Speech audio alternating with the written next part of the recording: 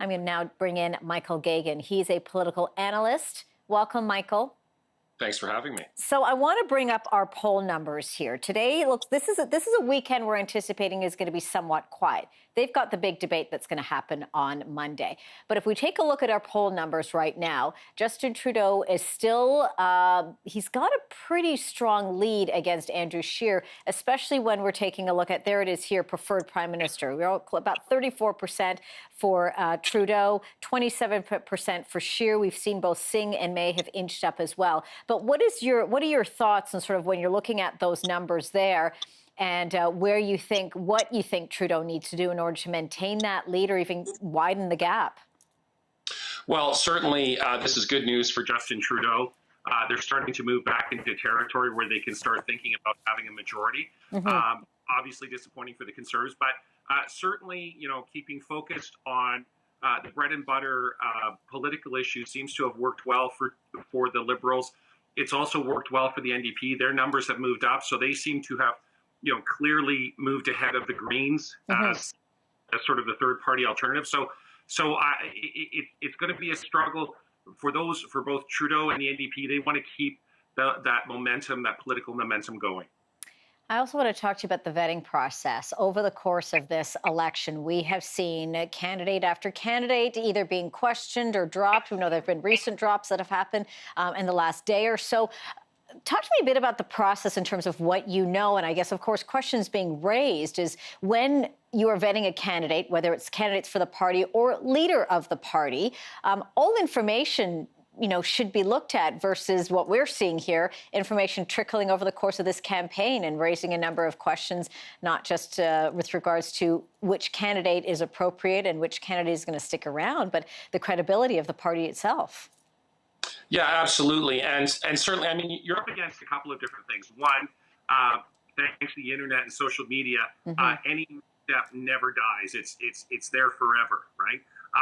And the second thing is quite frankly, the values of Canadians, as well as many others in Western society, have changed dramatically over the last 40 years. And things that were quite commonplace are now beyond the pale. And you have an example now where a Conservative candidate said some very harsh things about the LGBTQ community, which, like I say, would have been unremarkable 40 years ago and are completely beyond the pale now. And she resigned, and I think as a candidate, and I think quite rightly.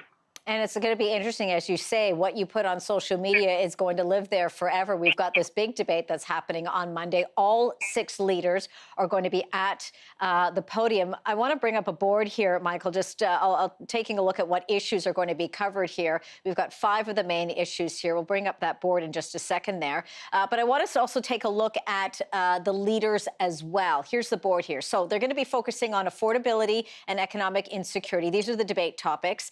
National and global leadership, Indigenous issues, polarization, human rights and immigration, and then finally, environment and energy. Let's take a look at the respective leaders, if we can, Michael. First, starting off with the Liberal leader, Justin Trudeau. What does he need to do in order to essentially win this debate and keep his numbers in the positive?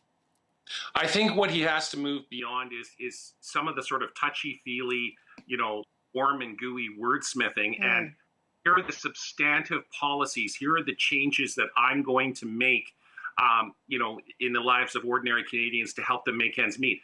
Certainly the NDP leader has been doing that, and I think that's helped in terms of their recovering some of their traditional support. So I encourage the Liberal Party to follow that example. What about Andrew Scheer? We're expecting a much stronger performance for him compared to the French debate that happened last week. What are you anticipating from him? He's really going to need to sort of push forward and regain, and as he's been with his campaign talking about who are you going to trust, well, of course, voters are going to be looking at who are they going to trust at the podium.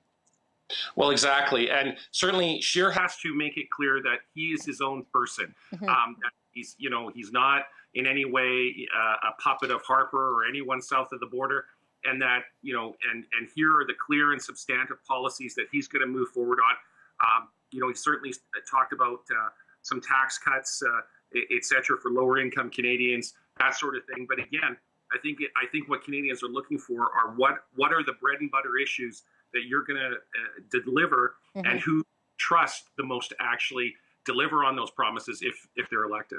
Jagmeet Singh and Elizabeth May have made headway in this election campaign. We've certainly been seeing Jagmeet Singh sort of really moving on a high on all of this and sort of taking the bull by the horns, if you will. What are you anticipating you're going to see from both of them during this debate?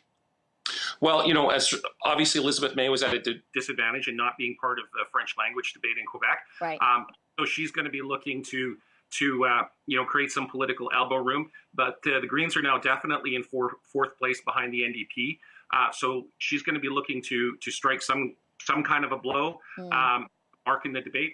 Jagmeet Singh, I mean, his performance has gotten better through the election. And again, they've taken a page, I would say, of the Bernie Sanders playbook, and that they've started talking, or Elizabeth Warren playbook, where they've started talking about very specific policies that will be of benefits to Canadians, like dental care, improved pharmacare, and the like. And that's starting to resonate in terms of getting back their, some of their traditional support. And certainly doing their job to call the question, both Scheer and Trudeau. Before I let you go, Michael, I'm out of time, but I do have to ask you about Maxime Bernier, the People's Party. This is the first time Bernier is going to be given the podium, the first time he is part of a debate. What kind of impact do you think he will have, and how do you think voters are going to perceive him? Well, certainly there's an element of the electorate, a small segment of the electorate, that will be quite excited by his participation and looking for, well, but the danger is that he will outshine Scheer and take more votes away from the Conservatives, thus ensuring a Liberal majority. But so certainly there's a lot of eyes are going to be on him as well.